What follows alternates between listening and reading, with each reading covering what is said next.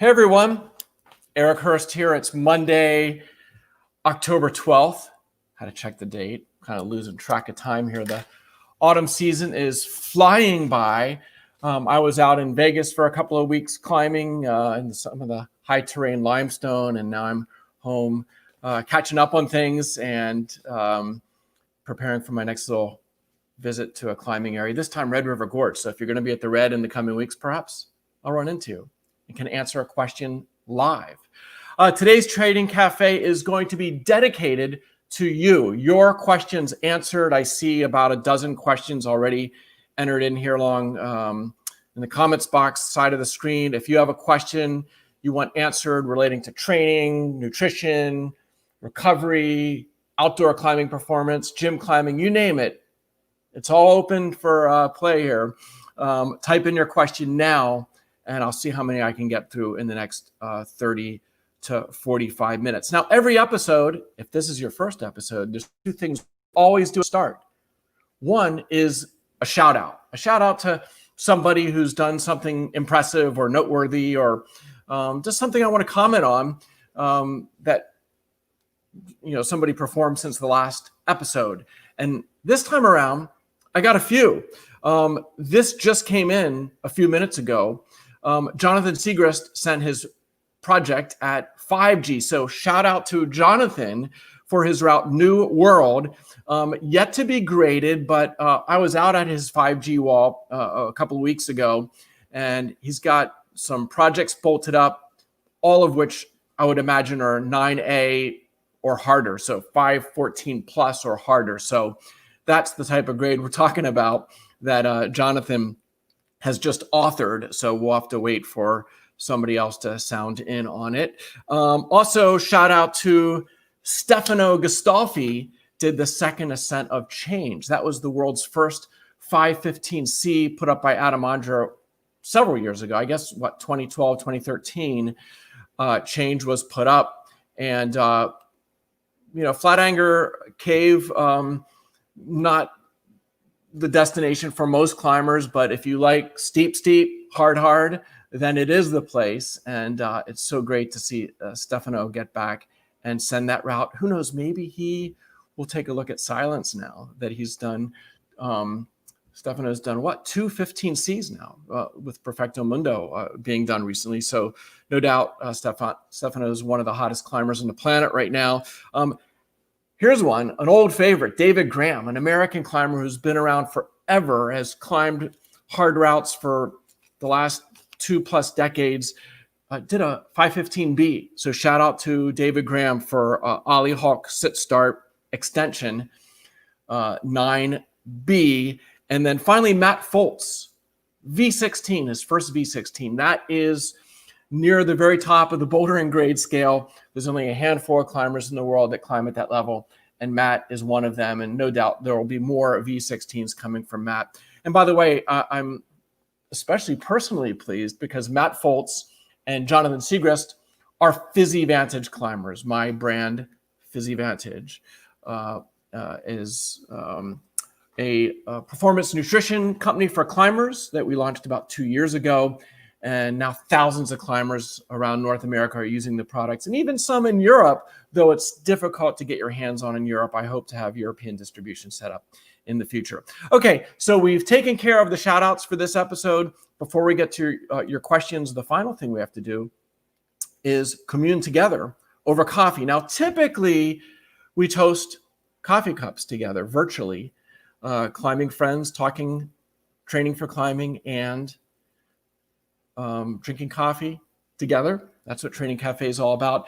This episode, something a little different. I'm excited because we have just launched, we being my company PhysiVantage, flavored supercharged collagen. Now, supercharged collagen is the product I developed based on the research a couple of years ago.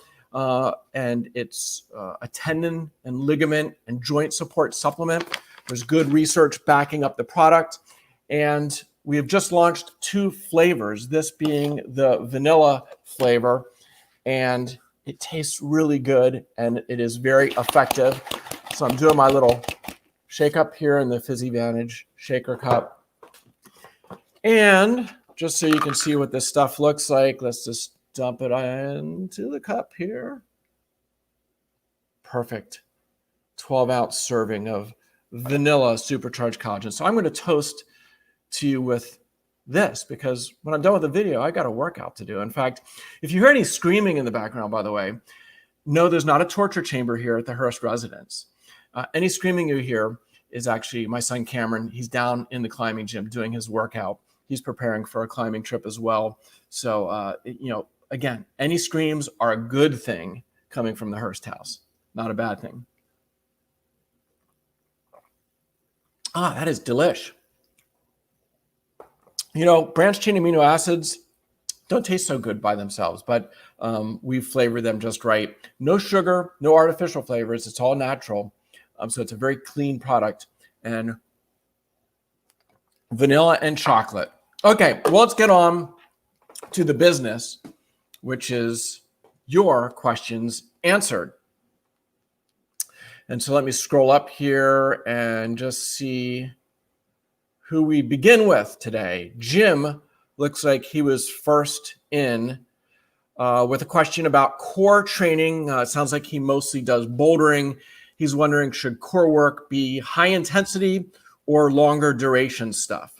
And really the answer is both, though as just a boulderer, where you're making efforts generally less than 30 seconds in duration. There's longer boulders, of course, but you are generally needing to develop more your maximum strength core. When you're hanging on small holds and standing on small feet, connecting those two to maintain purchase on the rock requires a tremendously strong core. And, I often talk about how there's a lot of climbers out there. I know some of them whose crimp strength is strong enough to climb the next grade, maybe the next 2 or 3 grades, whether it's rope or bouldering, but their core is not strong enough. So just because you have six-pack abs, you have a low enough percent body fat and you look like you have a strong core, there's more to the story, obviously. And of course, there's more to your core than just your abs. I mean, think of your core as everything between your shoulders and your hips. Okay, so we have our appendages that provide movement, but the core between the shoulders and the hips, all the muscles of the core are what provide stiffness to the system and connect the hands and feet. And so, to boulder harder and to do harder crux moves on a route, you need a stronger core. And so if all you do is obsess on hangboard training and campus training, those do nothing for your core. So you want to do a variety of core exercises, from things like planks that are weighted. If you're really strong, have a weight put on your back. Things like front levers are great, but that just trains more kind of the upper torso.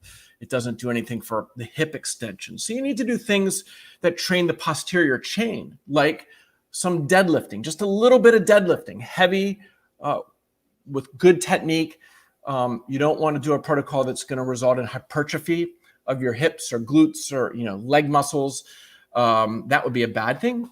It would weigh you down, not what you want if you're doing hard bouldering or hard sport climbing. And I can't get into all the core exercises, but you want to have 3 or 4 or 5 different things you do for the core that hit all the angles. And again, some of them absolutely should be brief and intense. Things that last just 5 to 15 seconds tend to target the maximum strength end of things, like front levers. But also some endurance, because, if you are on a longer boulder or a sport route or any roped route where you're on there for many minutes, the core is not only important for connecting hands and feet, but just to maintain posture, to, be able to do all this twisting movements for a route that takes maybe 5, 10, maybe 20 minutes to climb. You do need core endurance. And so to do some things that last longer, like a 5-minute plank routine or protocol, although I'm not a huge fan of crunches, you could do some activities like crunching. Though, again, I think that is a supplement exercise, not a main staple exercise, though ironically with the public, they tend to do crunches and then think they've done a core workout. And so that can't be you. That shouldn't be you. So yeah, do a lot of core training, probably more than you think you need to. And of course, just by climbing, you are training your core. But think of the climbing that you're doing as kind of maintaining the core you have. To take your core to the next level, you do need some isolation exercises that kind of elevate your game. Okay, next question, Jammer RO. Opinion on a crimp grip type called quarter crimp, which I guess I've never heard that term, but he's saying it's when you crimp your thumb over an extended index finger. So not a true closed crimp would be a closed thumb over all four fingers crimping. So he's talking kind of like more of a hybrid. And so, with your thumb locked over the index finger, that's not something you want to train. It puts especially that index finger into a acute position that injury can occur. So coaches often talk about don't train closed crimp, train half crimp, train open crimp, train open hand, train pinch, pocket, all of those grips. You want to train them all, but not with the thumb lock.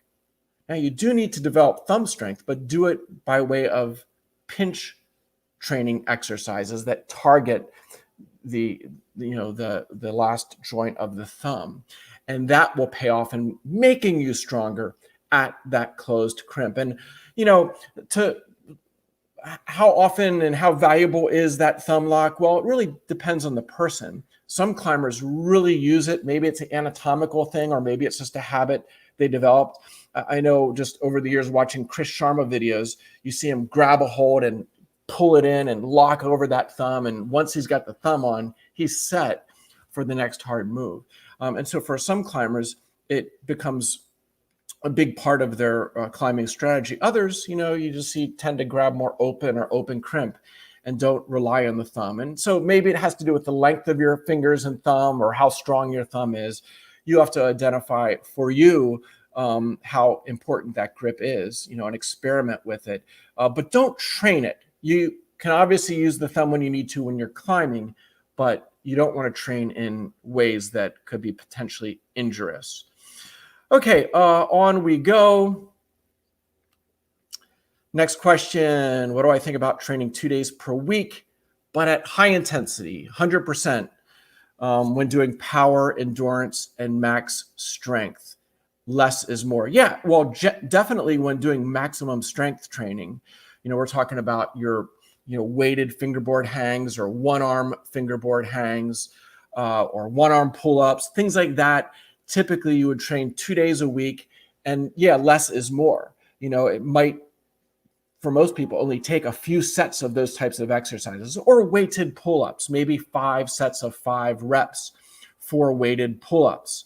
And then as you get really strong at that, you can advance to doing 5 sets of, say, 3 to 5 one-arm pull-ups, which is kind of what my son Cameron is doing downstairs right now. But that takes time to get there, and you can't cram on training.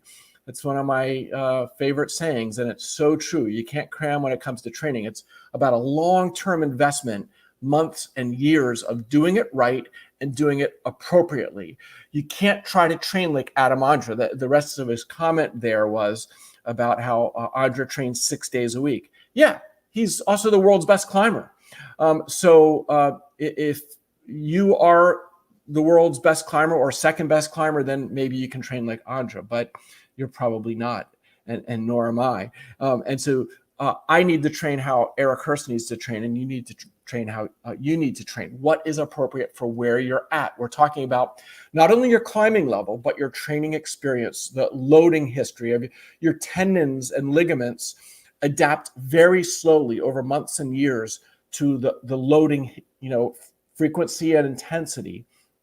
Your injury history, all of those things come into play in prescribing what is right for you. And so, someone that comes off the couch and just jumps all in on training gets hurt. It happens not just in climbing, it happens, for instance, in running. People that just get the bug, okay, I'm going to run. They buy a new pair of running shoes and they go from running 0 days a week to running 5 days per week. What do they end up with in a few months? Shin splints, plantar fasciitis, or some other injury. Climber, you ramp up intensity, you train too often, too hard with too little rest, and especially if you're malnourished and not consuming enough protein. The climbers version of shin splints are A2 pulley injuries, which seem to occur acutely when you grab a hold, but they develop very slowly over time. The collagen falls behind, and eventually you're pulling on a hold, and it's the straw that breaks the camel's back. So without going off on a long tangent, training has to be appropriate. So yes, if you are a world-class climber, you need to train a lot. Not only high intensity, but your volume has to come up. Again, I have 2 really strong climbers in my house here. And I think, one of the missing ingredients from their schedule up to this point has been not enough climbing volume, but they've been in school. My younger son, Jonathan, just finished high school. Cameron finished high school a couple years ago and is now in gap years. So he's climbing a little more full time, kind of as a pro. And so it has the opportunity, if he has the willpower and discipline, to do more volume climbing, to be able to do more than one hard route in a day, to be able to project and put in 4 or 5 goes on a hard route in a day. That's something that has to be trained at the crags. And for many weekend warriors, perhaps like you or me, that's a tough thing to build up to. But, for a boulderer, certainly for a sport climber, you do need to take strength to the next level every season. So maximum strength training is part of the program, but you can't, get there if you're injured, and you're not going to get there by doing max strength 3, 4, 5 days a week. Andre's not doing max strength 6 days a week. He's doing different things every day, and maybe circles back to max strength every 3rd day when he's in a training block. Things like campus training, he might do 4 days a week, but again, it's not the same campus workout. One day might be focused more on, really long movements, which are max power for him. And then other days, they might be shorter movements, and that goes a little bit more into anaerobic endurance, or even maybe adding a little weight to his body, which is not something I recommend for most people. But if you're a proven strong person on the campus board and injury-free, even adding a touch of extra weight to your body can be something that gets you to the next level. But again, that's advanced stuff. And if the wrong person goes there, the campus board turns into the injury board. And that's not something you want to be renaming your campus board. Okay, on to the next. Jody, often hear aerobic power is not the best energy system to focus for on training as a boulderer. Her question starts off as a boulderer. And yeah, boulder problems typically last 10 to maybe 30 seconds. So that is very anaerobic. At the first 5 to 10 seconds, it's almost all stored phosphates, creatine phosphate and ATP, that is providing energy. And then it becomes anaerobic glycolysis. By 10 seconds, that starts to really take over as the predominant source of ATP. And that's anaerobic energy production. As you get to 30 seconds, the oxygen system is already involved. It gets involved pretty early on at a small percentage, but then ramps up quickly. By 45 to 60 seconds, it's kind of half aerobic, half anaerobic. And then as you go beyond a minute of sustained hard exercise or climbing, you're more aerobic than you are anaerobic. So a route climber absolutely needs a strong aerobic system. They need a higher aerobic power.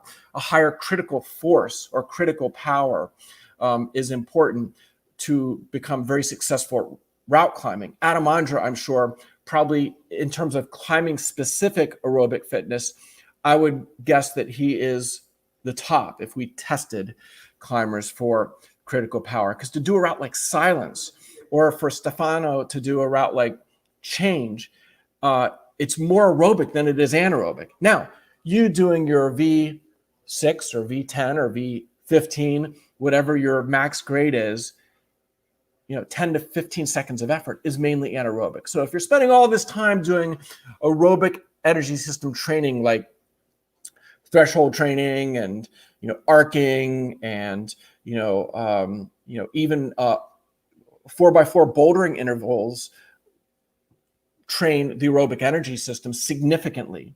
They're kind of a threshold type exercise that trains both anaerobic and aerobic.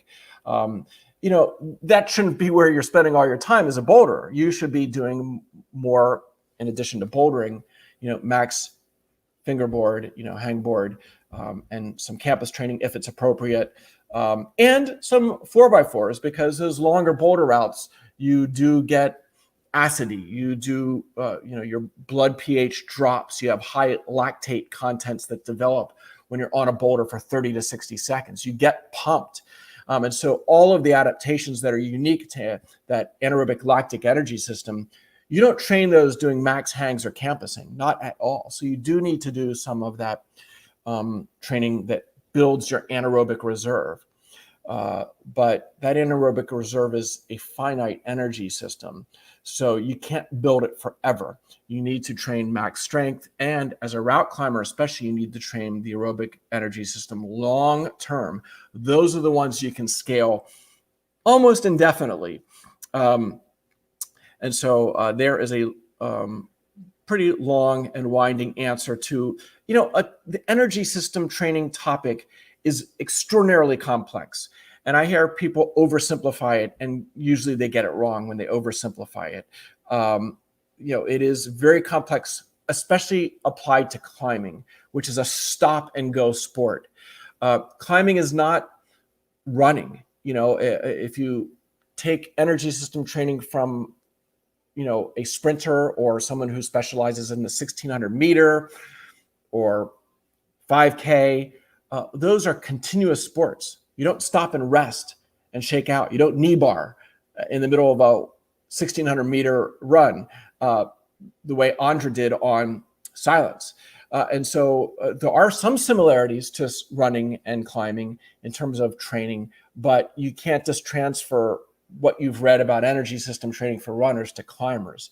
It's got to be very sport specific. And I've done that. I did a series of podcasts, I think 2 years ago, Training for Climbing podcast, that really digs super deep, kind of college level instruction on energy system training. So it's not for everyone, but if you like to know all the nitty gritty details and really take a deep dive on that topic, go back to the Training for Climbing podcast and find those 4 or 5 episodes I did on energy system training, because I think they present the state of the art. And I know I hear from people around the world and coaches around the world who have listened to those podcasts and really used them to kind of build their instruction on the topic and help move the subject forward. And by the way, there's a group of researchers doing a great job at building out also our understanding on this topic. And there's a group of researchers out of the UK affiliated with Lattice that have published some excellent work in the last few years that is helping build that foundation that we can take things to the next level. So kudos to those guys for sure. Okay, on we go here. Greg, if you were to write another climbing book, what would the thesis be? Well, yeah, I've written a lot of books over the years. I don't have anything in the works right now, but I did find out, by the way, that my bestseller, Training for Climbing, has a Russian translation in the work. So I don't know if there's anybody listening from that region, but Training for Climbing is coming to you in, I guess, maybe the beginning of 2021. So that's exciting news. Another translation is going to be out there. But what would the next book be? I don't know. Advanced Training for Climbing, maybe something like that. That really gets into more elite level, cutting edge stuff, like what I work with my sons, who are breaking into the higher grades. Cameron's pursuing 9A plus right now, and I think he's pretty close. He needs to just find the right route and put some time and effort into it. And Jonathan's advancing quickly, and other climbers I work with that contact me at that elite level is more and more where I do my work. And so maybe a book that kind of describes what we're doing with those folks would be a fun one to write at some point in the future. Until then, you have Training Cafe to enjoy on Mondays, at least most Mondays. Okay, let's see here. Any tips for performance season? 5 weeks out. Okay, so he's heading on a trip. We're going to have his outdoor climbing performance season coming up in 5 weeks. And well, like I mentioned earlier, you can't cram. So when you get down to the last week, set up a good taper. Now you're 5 weeks out, you can still be really in your core training right now. I would be doing some max strength and some power training for sure. I would be doing campusing twice a week if you're able to do that. Campusing, the effect it has physiologically is to stiffen the system. It's like tightening the suspension on a Ferrari. That is what plyometric training, like campus training, does. The effect it has on the connective tissues is to stiffen them. Now, if all you do is stiffen the system month over month, year over year, you're going to end up injured. You need to strengthen the system also with various exercises for the muscles and the connective tissues. But in these final weeks, I think 2 rounds of campus training per week, not a heavy duty amount, but a few sets, what's appropriate for you, will help stiffen the system. I would start to taper off of max hangboard training, because when you do a lot of heavy hangs, especially if they are 10 seconds or longer in duration, it actually has the opposite effect on your tendons.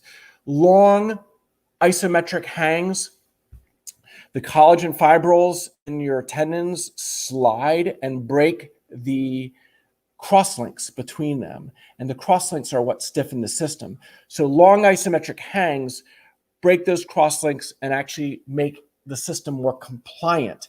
And that's a really good thing if you are injured, if you have tendinopathy or a recent history of training. Then you don't want to be campus training. You don't want to be stiffening the system. You want to be doing isometric holds and hangs, which can build strength in the muscles and the tendons, but actually make them more compliant. And now we're getting into a topic on connective tissue and tendon training, which I've also done some really in-depth podcasts on about a year ago. And this is cutting edge stuff. Maybe that's what the book should be on. But in any case, heading into a trip, you want to start to, in the final few weeks, taper away from your heavy isometric training, like those max hangs. And you want to stiffen the system by doing some campus training, some hard bouldering. And if you're going route climbing, obviously you have to build that anaerobic lactic system. Those adaptations you want to spin up in the last few weeks as well. So kind of as a final summary, start to taper off your max weighted hangs and any other really heavy isometric training that you do. Do some campus training twice per week to stiffen the system.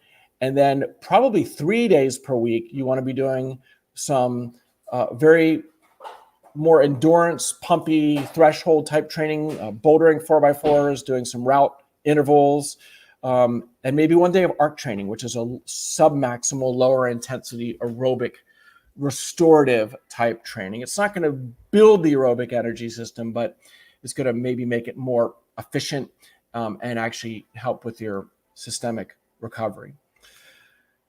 Okay, question about intermittent fasting. Yeah, I've played around with that, and I know some increasing number of climbers are kind of that fast 16 hours a day and then eat 8 hours a day. The way I would apply it is I would do all of my, eat all of my food between 1 p.m. and 9 p.m.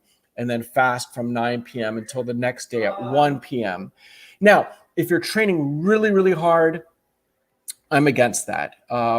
If you kind of feel like you might be on the verge of overtraining because you really are going at it hard, maybe doing 2-a-days, it would not be the right thing because you need to get protein in your body every 4 to 6 hours. So to have that 18-hour fast would be potentially sending you down a hole of slow muscle recovery, connective tissue injury. It just probably wouldn't have a happy ending. But if you're training, not maximally, but you're kind of just in, I don't know, maintenance training, you're training 3 days a week, Maybe you're just only climbing training 3 days per week, and then maybe you're running a couple days a week, or you're doing a lot of work at the office or school, and so you're not burning a lot of calories. I think that would be a great time to do that intermittent fasting. It would get your overall calorie load down a little bit per day, because you're not likely to eat as much if you're only eating 8 hours. Since you're not training hard, if you're a little deficient on protein, it wouldn't likely hold you back. And there can be some benefits to that 16-hour fast. It's not just about caloric restriction, but and I don't want to get into the science of it, but there are some restorative things that happen in your body when you do some fasting. I feel pretty good when I do that. It takes some getting used to, but I do feel pretty good when I do intermittent fasting. But again, it's not sustainable for a hard training athlete, not at all.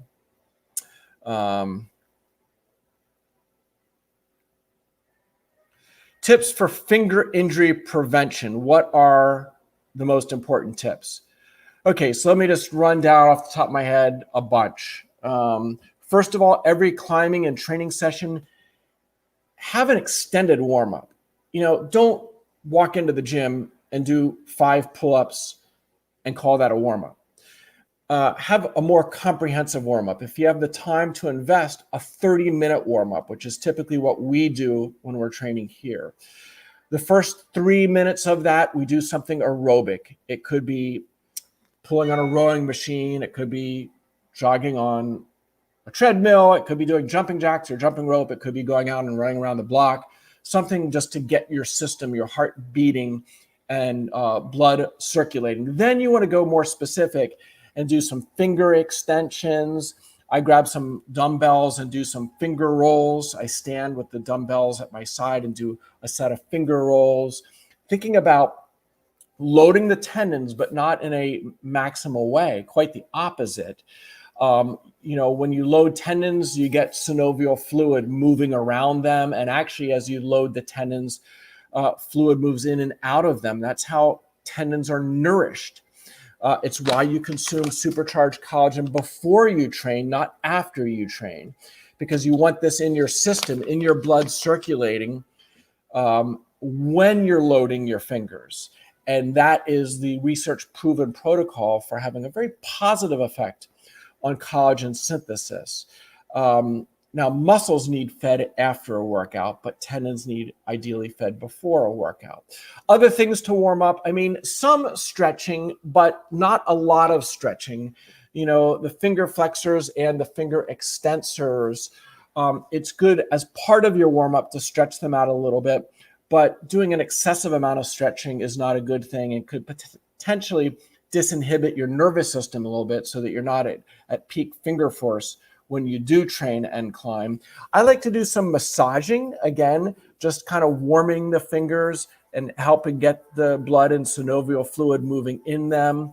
Then do some bouldering on big holds or climbing on big holds for 5 or 10 minutes, off and on.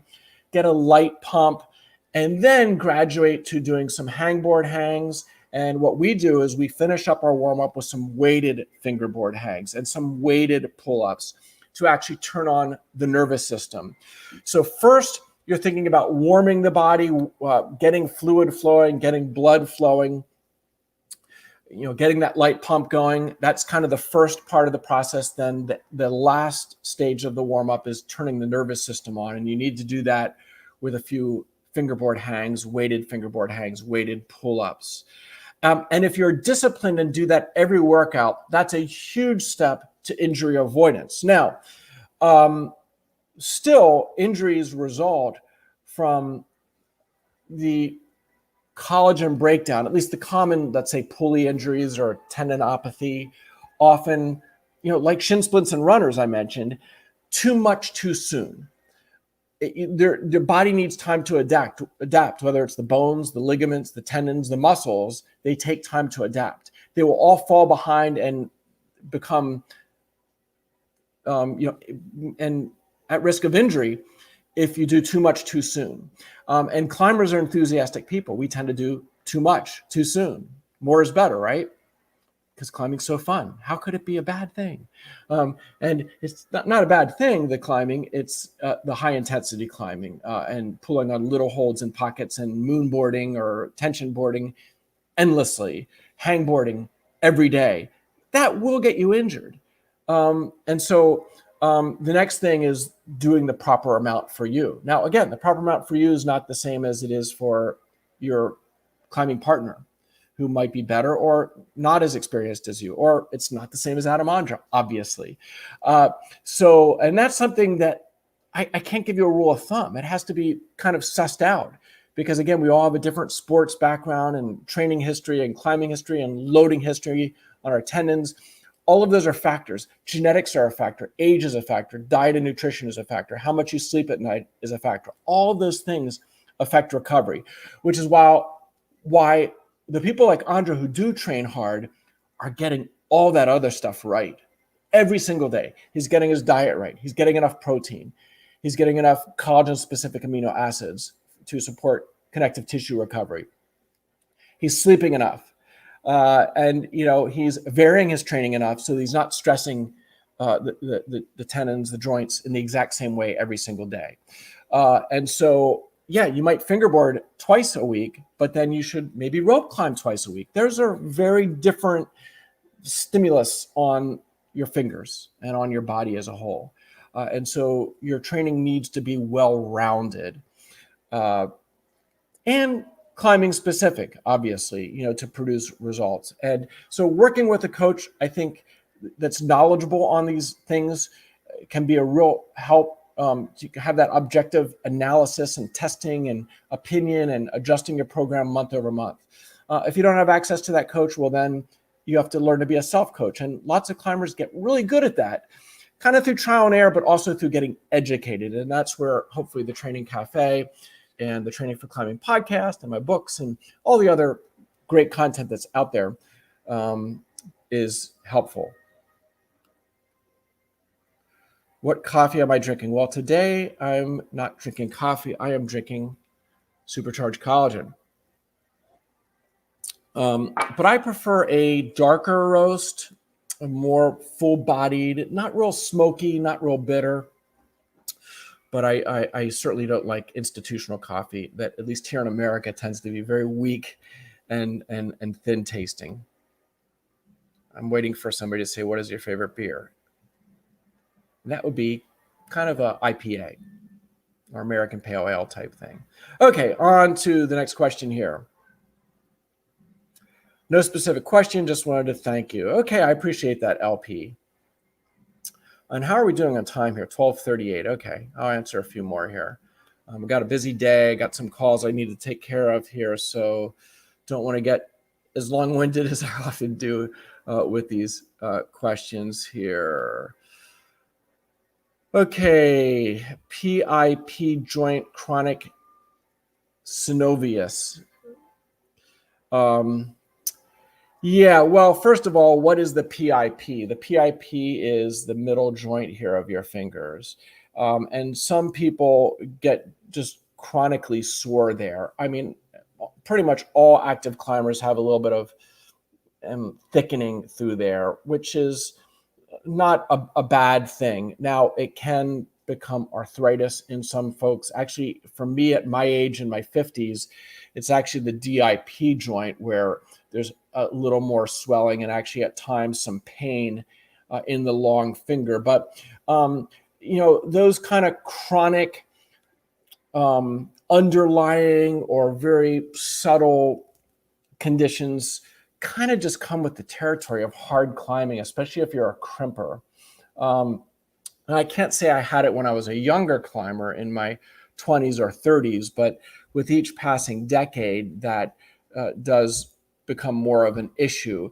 If you're a younger climber with kind of chronic pain in your joints, then I think it's worth seeing a doctor for sure. If you're an older climber, it might just be part of the territory of being an older climber. Again, any more soft tissue pain underneath your fingers is more likely to be a pulley or tendon related. There's a variety of conditions that can occur in the soft tissue on the palmar side. And so again, that's something that it would be, if you have an acute or worsening situation there, you absolutely want to see a physician or a knowledgeable PT. Okay, should we train the brachioradialis muscle? Yeah, I mean, all these muscles in your upper forearm and, the brachialis, doing a variety of exercises that, everybody seems to do pull-ups. That's a pretty obvious exercise. It's not going to take you to the next grade, but it's part of warming up. Let's say doing weighted pull-ups are part of getting stronger as a climber. Typically we do our pull-ups with the hands away, forms pronated, because that's how we grip the rock. But to do a little bit of training in a supinated position, these muscles here all get trained when you are doing pull-ups. I do some reverse barbell curls. I have a barbell that kind of has some bends in it that I don't load on a ton of weight, but using a grip like this and then doing curls on that barbell is a way to train those other muscles that can be, I think, therapeutic to strengthen the brachialis and brachioradialis. All the gripping we do and all the pulling we do, those muscles can become sore, in rare cases, injured. The more common injuries tend to be, in the forearm or even the bicep. Let's move on here. Yeah, advice on finding a mentor. That's a tough one, but it is an important one. And I guess, if you attend a climbing gym that has a large membership, maybe over time you'll find someone who would be kind to take on that role. If you're an indoor climber, help maybe take you outdoors, which a mentor is great for that transition period, because outdoor climbing is way more dangerous than indoor climbing, and it's a really unique skill set in terms of risk management. And so having that experience of a mentor is helpful. But also when it comes to training, someone who really understands training. There are, every climbing gym has somebody who thinks they're an expert at training, and often they're not. But then there's also some people walking around the floor that actually are keenly self-aware about training and smart about training exercises and what's appropriate, perhaps because of a past sports history or background they have. And so, don't believe what everybody tells you, that is for sure. But if you can find a trusted mentor or coach who has a proven track record through people they've worked with, seems to be balanced in their advice, then that might be somebody you can really benefit from. Beware of the know-it-all at the gym or the know-it-all anywhere, because the know-it-all generally is a fool. Even the best coaches, the best climbers admit they don't know it all, and they're quick to learn new things.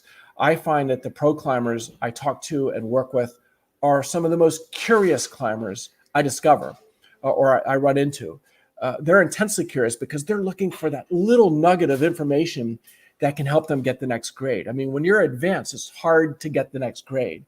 And so one new distinction, something that they just hadn't perceived or understood before, one new exercise or tweak to the program can be game-changing. It can open up the next grade.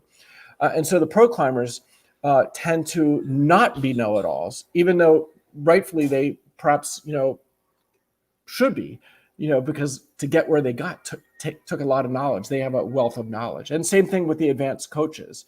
But I'm an intensely curious person. I spend hours a week, many hours a week, reading research and networking and talking to coaches in the other side of the world and exchanging ideas. And so beware of the know-it-all, no matter where you run into. And for a mentor, find somebody who has a knowledge base, a proven knowledge base and experience, but is obviously still willing to learn. That's a good sign. Okay. Opinions on periodization, talk about benefits. Yeah, well, I mean, periodization has been around for many decades, and pretty much every exercise physiology book and training book talks about how to periodize your training. And it does have its use, I think, especially in off-season, if there's a longer training block of a few months, you may want to have some periodization where you focus on strength and power for a block, and then maybe more phase into aerobic endurance for a block, and then maybe more strength and power endurance for a block. I think that has its place, but more and more I don't recommend it for most climbers, because for one, many climbers perform year round, or at least they have a very long climbing season where they're trying to climb outside and do their thing. And so they're not doing dedicated training blocks. They're doing a few workouts here or there between outdoor trips, or maybe they have a couple of weeks to train between larger trips. And so those couple of weeks need to be very focused on what needs to be brought up for the next trip or for the next project. Oftentimes, again, stiffening the system is part of that before a trip. And of course, getting that taper just right the last 3 to 7 days before the trip is crucial. I've promoted for several years, and in my latest edition of Training for Climbing, daily undulating periodization, which is where instead of this block periodization spanning months, you actually have periodization over the course of a week, where and if you're just have 2 weeks to train between trips, this can be a real good way to do it, where within a week you train each energy system once or twice. So you're keeping all energy systems kind of up to snuff, or fortifying them or maximizing them to have you set up for that next trip. And so that's the mode kind of I've been in, my family's been in, because we've, since the COVID lockdown ended at the beginning of June, we've been trying to climb, but when we're home, trying to train in a way that sets us up for the next trip. And then come winter weather, if we're locked here training at home for a few months, then maybe we start to reevaluate things and see what it will take to get us to the next level, or to get us to where we want to be next season. And then possibly more of a block periodization scheme is warranted. But for most people, I would investigate that DUP scheme that I have written about. And I do have a podcast, one of the energy system podcasts from a couple years ago. I talk about how to employ DUP training. Okay.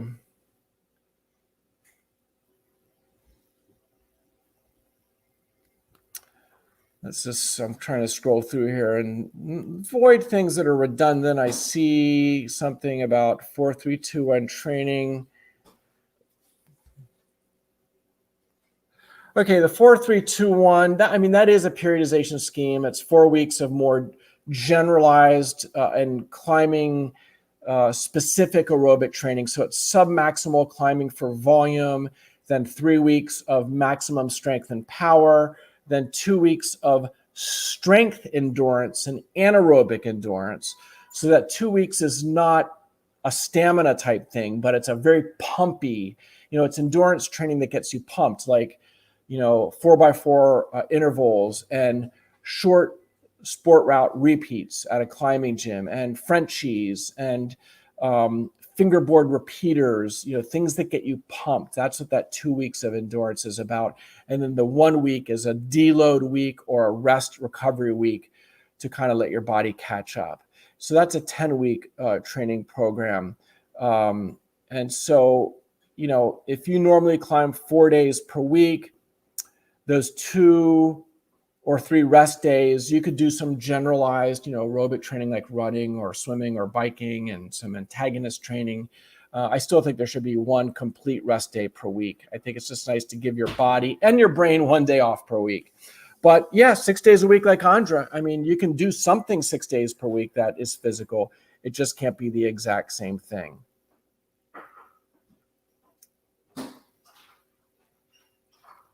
Okay, this is a great question. So at the end of his bouldering session, he's so powered out that it's hard to do any type of supplementary exercises like pull-ups or front levers, or even maybe some hangboard training, which I will often do a little bit of at the end of a bouldering session.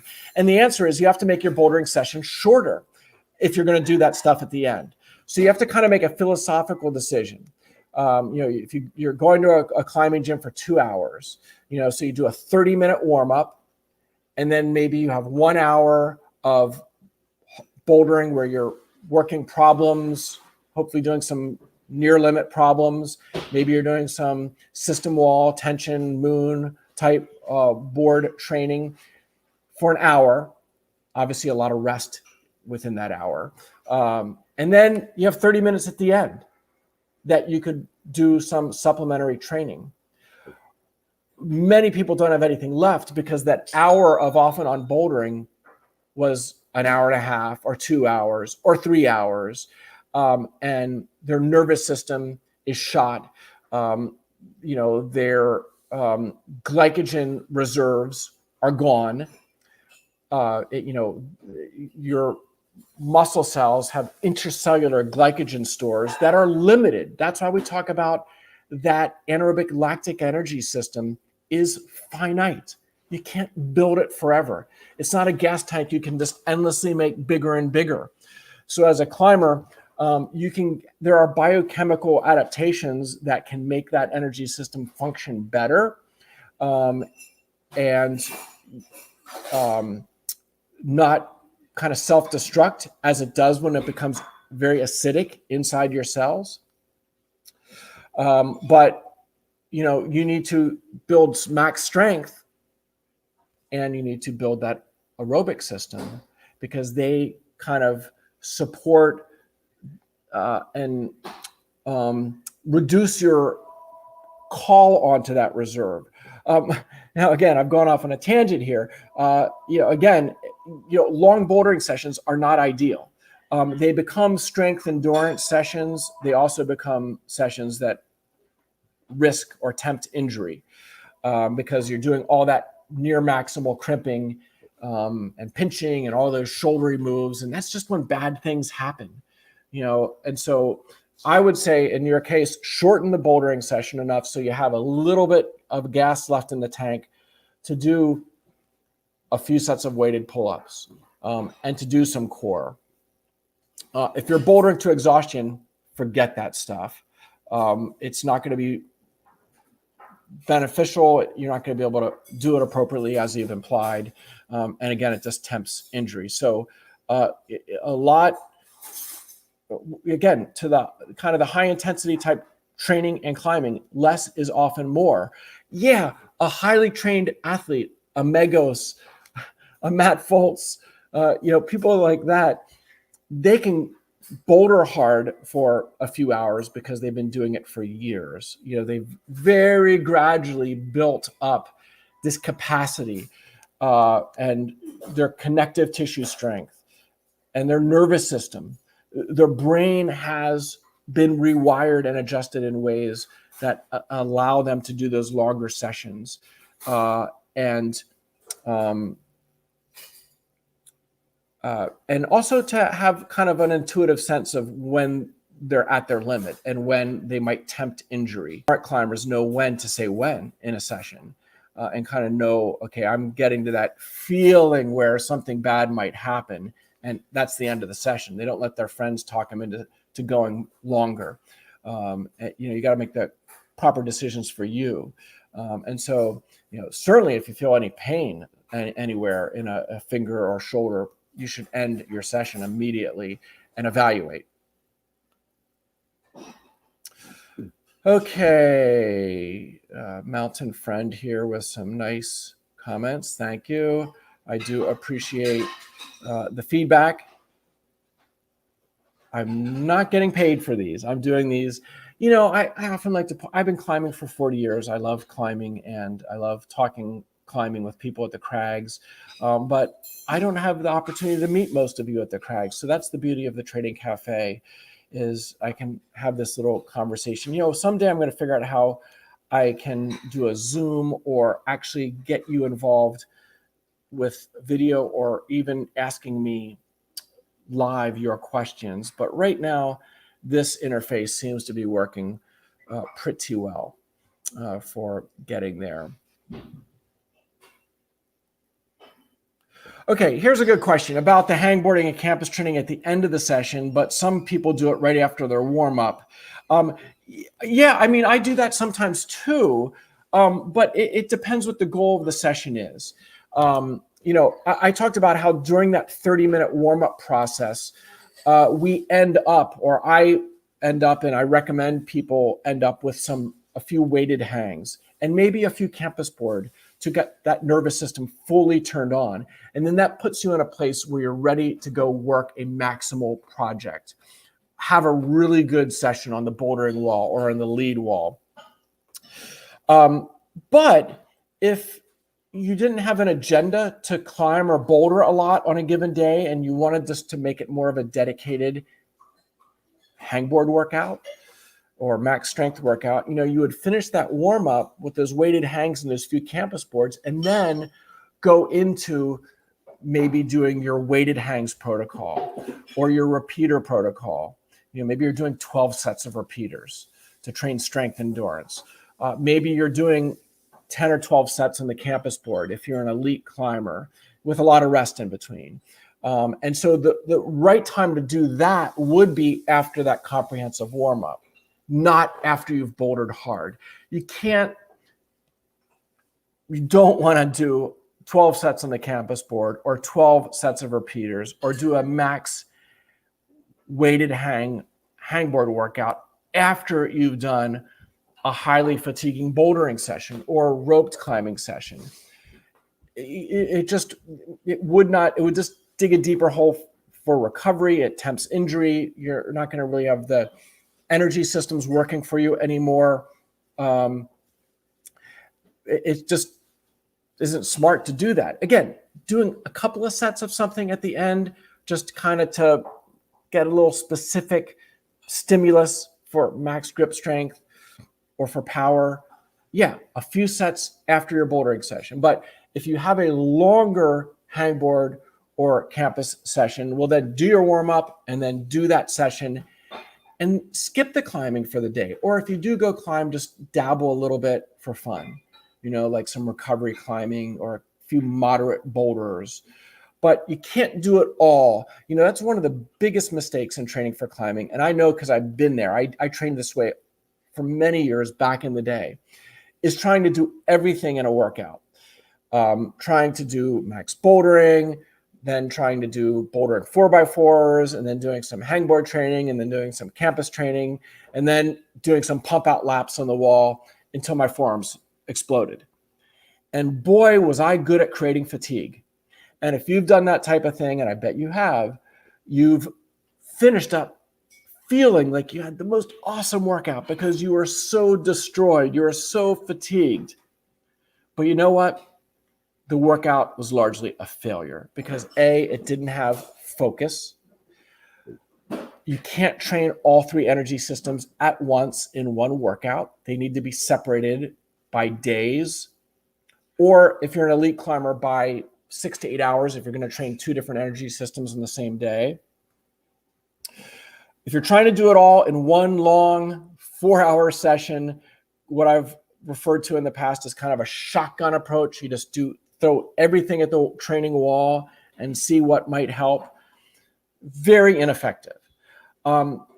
It might work for a week or two because, if you haven't trained and you do a lot of everything, you'll adapt some, but it won't be sustainable.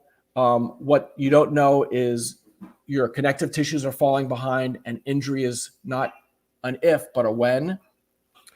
And so forget that approach that you need to have a more intelligent approach to training for climbing. And that's pretty much everything I've written over the last decade. My podcast, my videos, whatever, are trying to communicate that message, is that focus is important when it comes to training. And so having a game plan every single workout, having a written game plan. I still use a training notebook and plan everything out. At the beginning of the week, I kind of know what my game plan is for the week ahead, and you should too.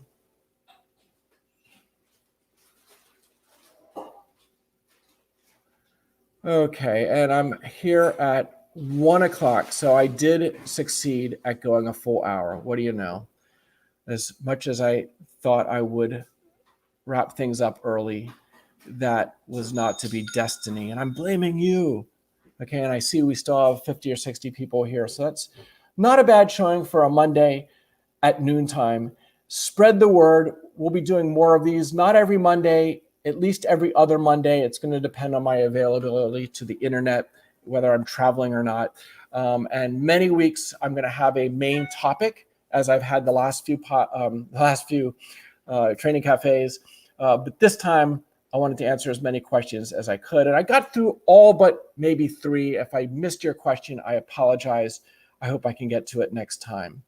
So that does it for this episode of the Training Cafe. By the way, I have a new Training for Climbing podcast coming out this week. So go onto iTunes or your favorite podcast player or Spotify and look for Training for Climbing podcast. I think it's going to be episode 53 or 54. I'm losing track of these things. But I have those coming about once a month. Visit trainingforclimbing.com. If you don't already, follow Training for Climbing on Instagram and Facebook and Twitter. And you perhaps will never get your fill of training for climbing, which that's a good thing. You can't overtrain by watching and learning about training. You can just overtrain by doing too much in the gym. Well, that does it for this time. Until next time, happy training, happy climbing, and drink some coffee.